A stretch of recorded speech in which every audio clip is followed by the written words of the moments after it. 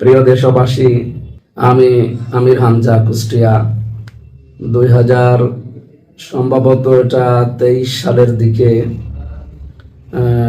বা 19 সালের দিকে, আমার তারিখটা মনে নেই, 19 অথবা 23 এরকম হবে। চট্টগ্রামের ওই লাইনে কোন জায়গায় এক তাফসির মাহফিলে নামের সৌন্দর্য বোঝাতে গিয়ে শহীদ জিয়াউর রহমানের ছোট ছেলে আরাফাত রহমান কোকো, ওনার নামে যে কোকো শব্দটা আছে, এই শব্দটাকে বিকৃত করলে বা মুরব্বী মানুষ যারা দাঁত নেই যাদের, এই সমস্ত মানুষ যদি এরকম নাম ধরে ডাকাডাকি করে, অনেকের নাম আমি কয়হস্য কু এরকম ডাকতে শুনেছি। এই সেই উদাহরণটা টানতে গিয়ে অনাকাঙ্ক্ষিতভাবে আসলে চলে আসে 1-1.5 ঘন্টা 2 ঘন্টার ভেতরে কথা বলবে। তো ওই সময় তার পরের দিন আমি এটা সংশোধন করে নিয়েছি, ভুল স্বীকার করে। কারণ ভুল হলে মানুষ স্বীকার করবে, এর ভেতরে কোনো লজ্জা নেই, অপমান নেই, ছোট হওয়া নেই। এটা আমি ভুল হলে স্বীকার করি, মানুষ তো ভুলের ঊর্ধ্বে নয়।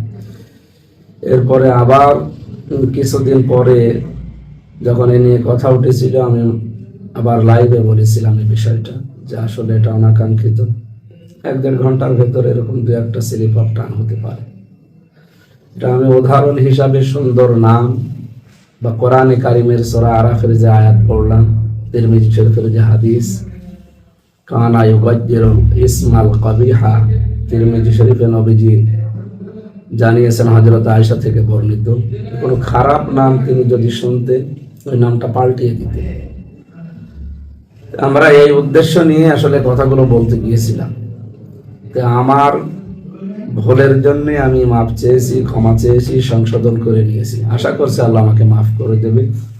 কিন্তু এটাকে এতদিন পর, এত বছর পর যারা এখন হঠাৎ করে রাজনৈতিক স্বার্থ চরিতার্থ করার জন্য এই ভিডিওগুলো কাটছাট করে, আগে কি বলেছি 1 ঘন্টা, পরে কি বলেছি আধা ঘন্টা, এগুলো নেই। এই 8 মিনিট 8 সেকেন্ড 10 সেকেন্ড 15 সেকেন্ড সামনে নিয়ে এসে যারা জাতির সামনে আমারকে চরিতার্থ করার চেষ্টায় আছে, তাদেরও তো কত ভুল হয় তাদের রাজনৈতিক নেতাদের নিয়ে কথা বলতে গেলে। এই তো কয়েকদিন আগে তাদের একজন মরহুম বা মরহুমা মানুষকে নিয়ে কথা বলতে গিয়ে তারা এমন একটা শব্দ চয়ন করেছে যেগুলো তাদের দলের লোক হাসাহাসি করছে। আমরা চাই আল্লাহ রাব্বুল আলামিন শহীদ জিয়াউর রহমানের সন্তানকে কবরে মাফ করে দিক। আমি ব্যক্তিগতভাবে শহীদ জিয়াউর রহমানকে ওনার আদর্শ মানি না, কিন্তু ভালোবাসি তাকে। জনাব তারেক রহমান এবং আরাফাত রহমান, এই মানুষগুলোকে আমি এমনি ব্যক্তিগতভাবে ভালোবাসি।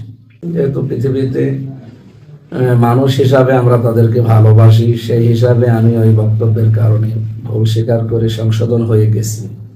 তো এখন যারা নতুন করে এগুলো করছেন তারা কি জবাব দেবে? বা মানুষ কিন্তু এখন সচেতন, মানুষ বুঝে ফেলেছে আপনারা এগুলো হিংসার বশবর্তী হয়ে বা রাজনৈতিক প্রতিহিংসার কারণে এগুলো করছে। এগুলো করে আমার মনে হয় আপনাদের লাভ হবে না, আরো ক্ষতি হবে। আপনারা আশা করছি থামবে এবং সকলে মিলে আমার জন্য দোয়া করবে।